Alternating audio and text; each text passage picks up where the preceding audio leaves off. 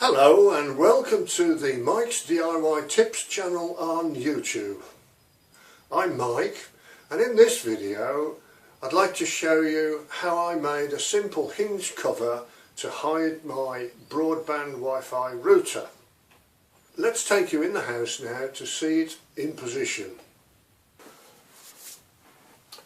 So here we have a situation where we've got a wall-mounted telephone table in the hallway, and underneath is our broadband router hidden behind this boxing. It's very simple.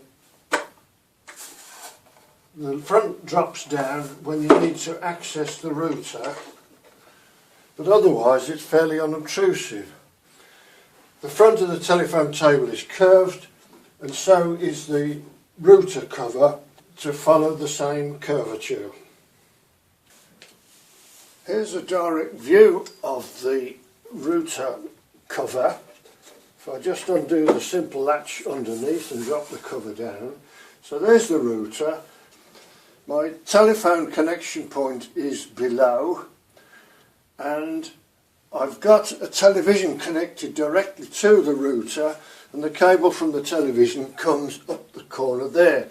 So that's a good idea to locate the router near a corner if you've got to run cables. My power supply also comes up there to a wall socket fixed here, and the router plugs into the wall socket for its power supply.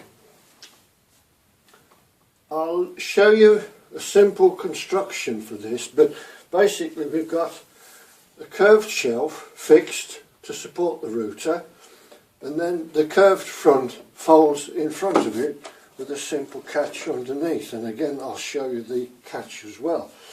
We've got embossed wallpaper on the wall, so I've used the same paper and the same finishing paint on the front cover of the router boxing, which is actually hardboard, dampened and curved, and you let the hardboard go dry so that it maintains the curve. So you're looking at the underside of the cover now, and here's the simple latch, just a swivel bar like that to allow the cover to drop down.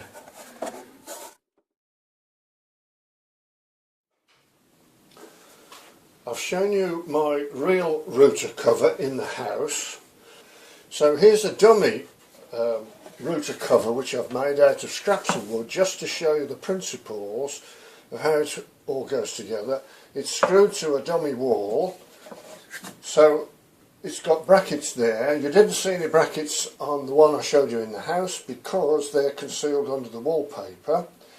Here's the fixed shelf that the router sits on, and you'll notice there's a second board fixed underneath, and that is split, and that's where the hinging is, and I'll show you a side view in a moment to give you a better idea.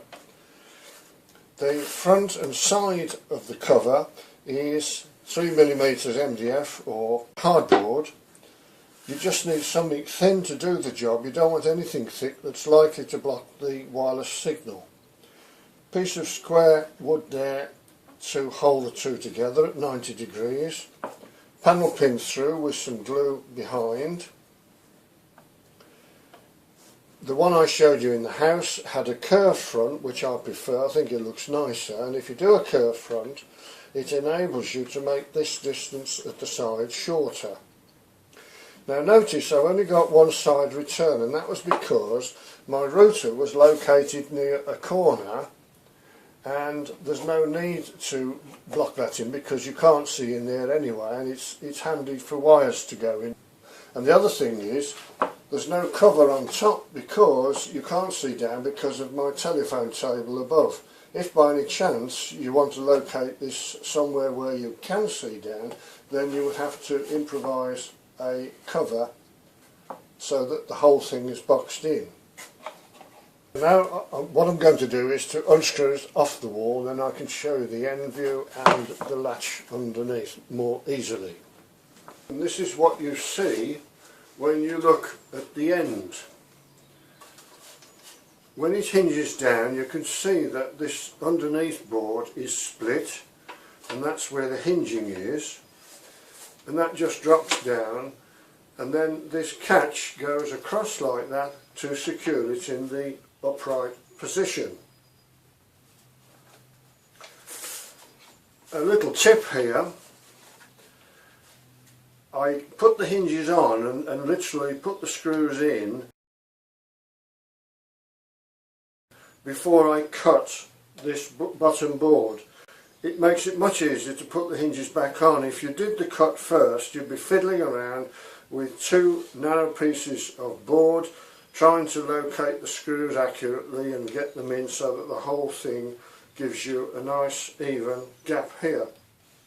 The latch is just a piece of thin wood, it could be plywood, and notice that the front skin comes down a little bit to cover up the hinges and the catch when you're looking at it like that.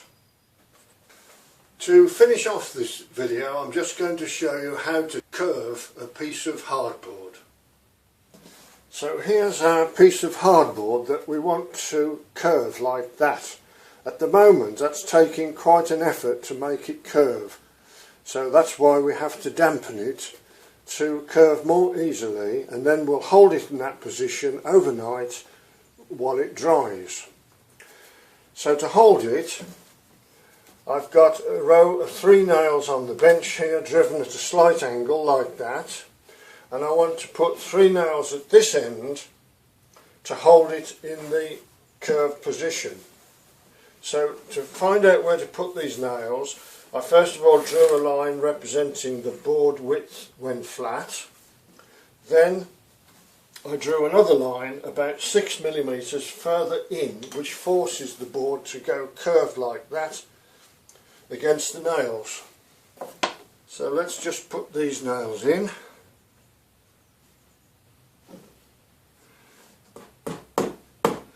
Tilted slightly this way. One more.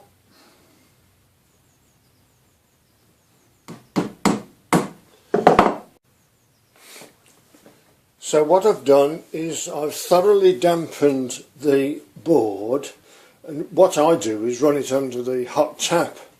You can fiddle about with a brush or a rag and keep rubbing on and on, but I find it's quicker to just run it under the hot tap. Hot is better than cold.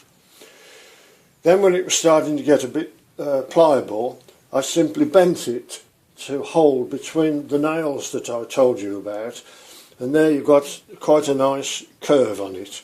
So if we leave that to dry overnight, that should retain most of its curve for creating the router cover.